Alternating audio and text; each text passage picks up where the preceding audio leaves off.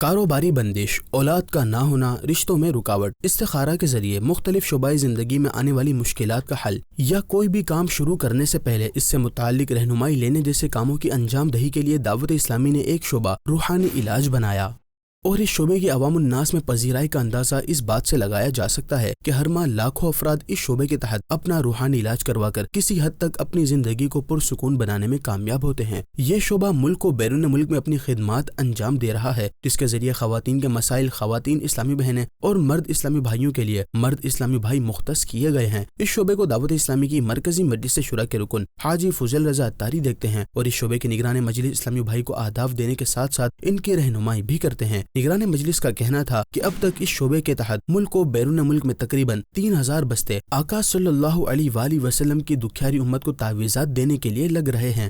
اب تک جو ہے ملک اور بیرون ملک اس شعبے کے تحت تقریباً 3000 بستے ہمارے یہ لگ رہے، اسلامی بھائیوں کے الگ ہیں، اسلامی بہنوں کے الگ سے ہیں۔ اسلامی بہنوں کو اسلامی بہنیں تعویذات دیتی ہیں، اسلامی بھائیوں کو اسلامی بھائی تعویذات دیتے ہیں۔ عاشقان رسول کی غم خواری کرنے میں یہ شعبہ اپنی ہر ممکن مدد فراہم کر رہا ہے اور ان کے مسائل سننے کے بعد انہیں تعویذات دیتا ہے۔ نگران مجلس کا کہنا تھا کہ ہر ماہ یہ شعبہ 7.5 لاکھ تعویذات دے کر پریشانیوں میں گھرے ہوئے عاشقان رسول کے چہروں پر خوشیاں بکھیر رہا ہے۔ ماہانہ جو تعویذات دیے جا رہے ہیں اس کی تعداد تقریباً 7.5 لاکھ ہے۔ ایک مہینے میں یہ فری آف کاسٹ مفت دیے جاتے ہیں۔ اس شعبے کے تحت دعائے شفا اجتماعات بھی منعقد کیے جاتے ہیں۔ نگران مجلس کا کہنا تھا کہ 2023 میں 1513 دعائے شفا اجتماعات کا سلسلہ ہوا۔ اس شعبے کے تحت دعائے شفا اجتماعات کا بھی سلسلہ ہوتا ہے۔ مختلف مقامات میں شہر و اطراف میں دعائے شفا اجتماعات کیے جاتے ہیں۔ سال 2023 میں صرف ایک سال میں دعوت اسلامی کے اس شعبے کے تحت 1513 دعائے شفا اجتماعات کا سلسلہ ہوا، جس میں کثیر تعداد میں عاشقان رسول نے شرکت کی اور ان کو مفت روحانی علاج جو ہے وہ دیا گیا۔